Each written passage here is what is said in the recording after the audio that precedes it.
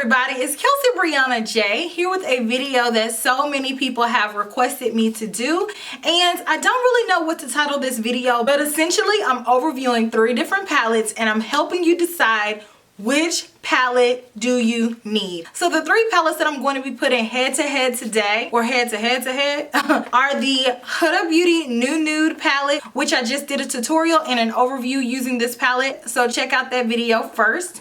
The ABH Norvina palette, and lastly the Kevyn Aucoin NUDEPOP eyeshadow palette. So these palettes are all relatively new, Norvina being the oldest palette of the 3, but a lot of people have been asking me questions about which palette do I prefer because they overall have the same color tone. These palettes all belong to the same family. They're cousins, if you will. So I know a lot of you guys are curious as to which one should you buy, because you're like, okay, I don't need 3 palettes that look the same.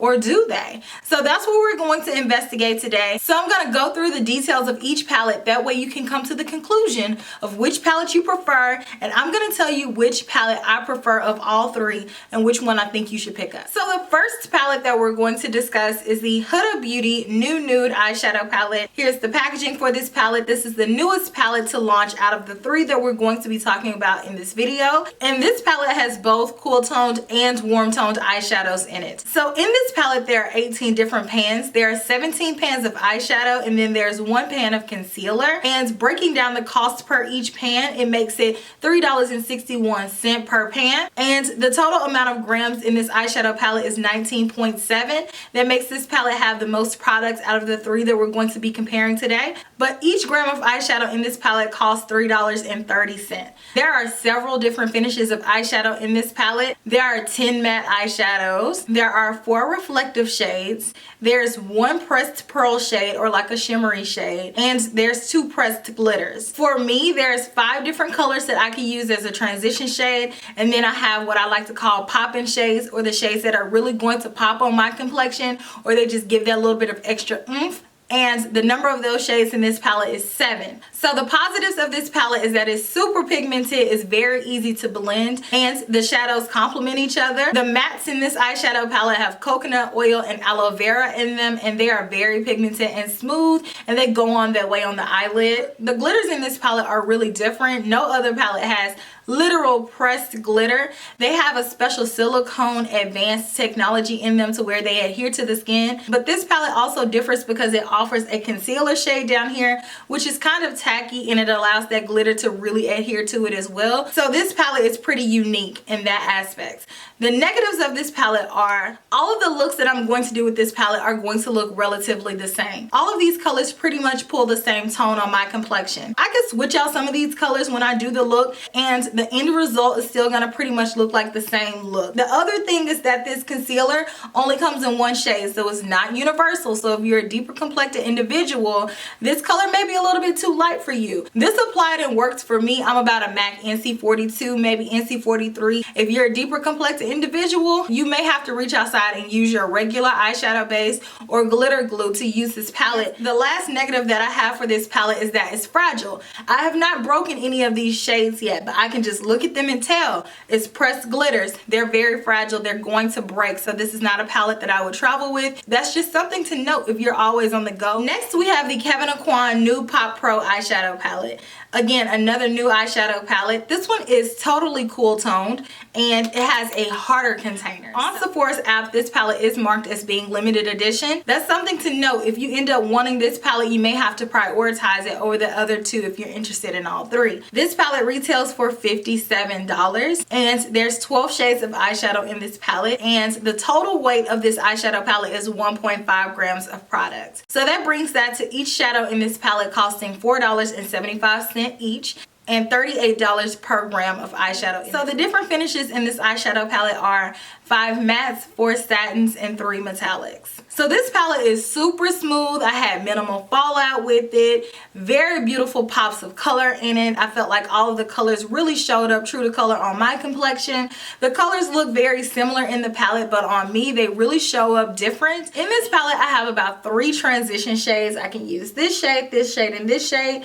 These 2 shades will be best used on my complexion as shades to set my eyeshadow base or as lid colors. There's there's two colors that I can use on my outer crease, and then as far as colors that are just really gonna pop, my pop-in colors, those are going to be these two right here. The metallics are out of this world. They look foiled. They're very intense. But this palette is pretty versatile in terms of the looks that I can create with it. The negatives to this palette are there's only two deep colors. I wish that it was one more. And this color right here, I wish it was a little bit darker. That way I could really create some depth with the looks that I use with this palette. And the next drawback of this palette is that the metallic shades, you really need like a special tool to be able to apply them, or you have to use them with your finger. I know some people do not mind, but some people do.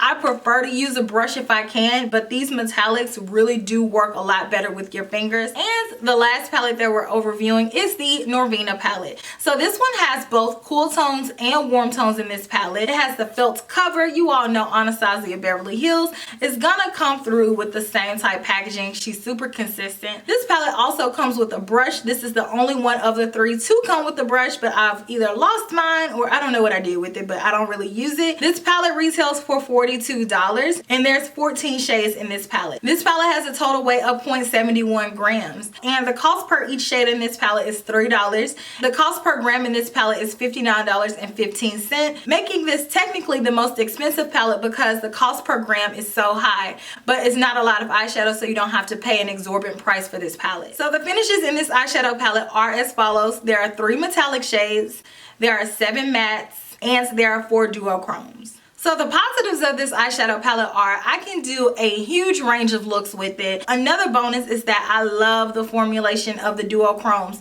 They are so smoothly formulated, they pop so much, and then they're really easy to use. So you can throw it on the lid and it looks like you spent so much more time than you actually did. The eyeshadows in this palette are very vibrant for them to be muted colors, so that's also another benefit. So I have a few different negatives for this palette. So on some people's complexion, if you're more olive in undertone or if you have a warmer undertone with more reddish tones, the colors in this palette can look a little bit dull. So depending on your complexion, you may not like the coloring. The next one is that there are no real deep shades in this palette. We have these two colors to deepen up, but even with these colors being in the palette, it still is a little bit light. For my complexion, I prefer something a little bit deeper to give me more depth. Also, these eyeshadows are a thinner formula, so you are going to have to use a base. I prefer using a thicker base that's going to cancel out the eyelid and allow these colors to really pop. That can be a drawback to some people. Some people like to go straight in with the eyeshadows. I really never do that, but if you're a person who likes that, this is not the palette for you because you definitely need a base. And the last drawback to this palette, and pretty much all Anastasia palettes to me, is that the packaging just gets dirty. You can't just wipe it off and have a clean looking palette, which can really trigger some people's OCD. And some people just need to have their makeup to look clean. That's me. Or some people are professional makeup artists and you have to have clean looking makeup because that's just an overall part of professionalism. But that's not a negative on the quality of the eyeshadow palette, just the aesthetic of it. Now that I've given you the overview on all 3 of these palettes, I have configured some questions and I'm going to go ahead and answer them. I want you guys to answer them too down in the comment section if you have experience with all 3 of these palettes as well. The first question that I wrote for myself is, which formula do I prefer? And honestly, I prefer all 3 of them in different ways. So for the mattes, I prefer Kevyn's matte formulation. I feel like they're really easy to work with. They blend super easily. They're very buttery. And the mattes in this eyeshadow palette are very opaque. As far as the shimmers, I really prefer the Norvina palette. They're smooth, they're easy to work with, they have dimension to them, and they're just overall really beautifully formulated. And as far as the glitters, I'm gonna have to give it to Huda. She did that. Her glitters are so easy to work with. With them being in a palette, you would think that they would be more difficult, but she made it super easy. Which palette is the most cohesive? Again, I'm gonna have to give it to Huda. I feel like all of these colors really complement each other. You can look at the palette column by column or row by row. It doesn't matter. All of the colors really work well with one another. Which palette do I personally feel like I will get the most use out of? I'm gonna have to say the Kevyn Aucoin palette. I've used that palette no less than 3 or 4 times since I've gotten it. I've had the Norvina palette longer and I've only used it 3 times in comparison to me having the Kevyn Aucoin palette for a shorter amount of time and I've used it more. So Kevyn Aucoin. Which palette do I enjoy looking at the most? Norvina. I feel like this palette is just really pretty. It's a really aesthetically pleasing palette. The way that it's arranged, it just makes me want to touch it like a kid in a candy shop. I just gotta touch it. So last question, the $1 million question. If I could only buy one, which one would I personally buy?